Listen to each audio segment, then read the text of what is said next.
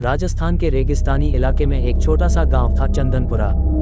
दिन में ये गांव शांत और सामान्य लगता, लेकिन जैसे ही सूर्य अस्त होता, हवा में एक अजीब सी सरसराहट फैल जाती।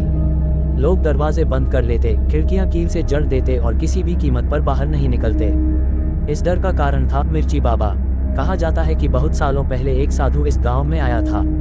उसका असली नाम कोई नहीं जानता, पर उसे मिर्ची बाबा कहा जाता क्योंकि वो सिर्फ मिर्च खाकर ही जीवित रहता था।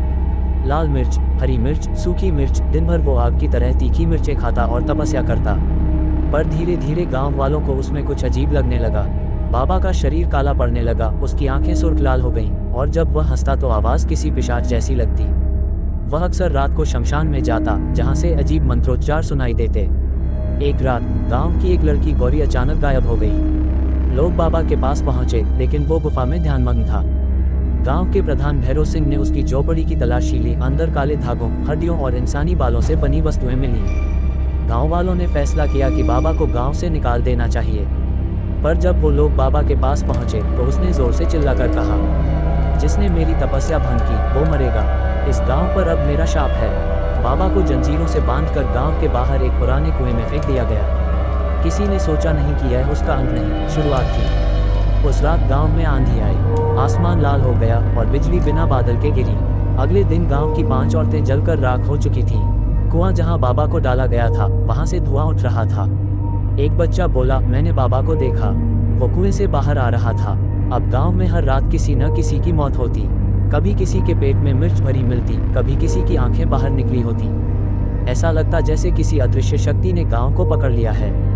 कुछ लोगों ने बाबा को रात में देखा, उसके हाथ जलते थे, मुंह से धुआं निकलता और उसके पीछे मिर्च की आग फैलती थी। वह अब इंसान नहीं, एक आत्मा था, बदला लेने आई हुई आत्मा। गांव खाली होने लगा। जो रह गए उन्होंने बाबा के डर से बोलना बंद कर दिया। पर एक युवक था, अर्जुन। अर्जुन गांव का आखिरी बचा हुआ युवा था। उसके माता पिता को भी बाबा की आत्मा ने जला डाला था। वह जानता था कि अगर कुछ नहीं किया गया तो यह आत्मा और भी गांवों में कहर बर पाएगी। वह पहुंचा पास के शहर में, वहां से तांत्रिक रघुनाथ को बुलाया। रघुनाथ ने बाबा की झोपड़ी, कुएं और शमशान के बीच की रेखा को देखकर कहा, यह त्रिकोण अब एक तंत्र यंत्र बन चुका है। इसकी शक्ति को तोड़ना मुश्किल है, पर असंभव नहीं। रात को ठीक 12 बजे अर्जुन और रघुनाथ ने बाबा की आत्मा को बुलाया। मंत्र पढ़ते ही जमीन कांपने लगी, कुएं से लाल धुआं निकला और बाबा प्रकट हुआ। अब उसका शरीर आधा जला हुआ था, आंखें जल रही थीं और उसके चारों ओर लाल मिर्चें हवा में नाच रही थीं।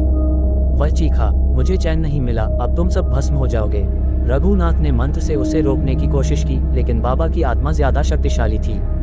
उसने रघुनाथ को आग में झोंक दिया। अर्जुन डर गया, लेकिन फिर उसे माँ की राख मिली चूल्हे से। उसने उस राख को लेकर बाबा पर फेंक दिया। बाबा चीखा, यह ममता की राख है, यह मेरी शक्ति को नष्ट कर देगी। अर्जुन ने झोपड़ी में रखी अंतिम मिर्च उठाई और मंत्र पढ़ते हुए बाबा के हृदय में घुसेड़ दी। एक भयानक चीख गूंजी और पूरा गांव एक पल के लिए उजाले में नहा गया। सुबह हुई, गांव में शांति थी। अर्जुन अकेला बचा था, झोपड़ी राख हो चुकी थी और कुआं अब सूखा था। उसने गांव छोड़ दिया और शहर चला गया। पर लोग कहते हैं कि कभी कभी रात को उस कुएं के पास से मिर्च की जलन सी गंध आती है, और कोई अगर बिना नमक के मिर्च खा ले तो उसकी आंखों में लाल परछाई दिखती है। कहा जाता है मिर्ची बाबा की आत्मा सोई नहीं है, बस थकी हुई है।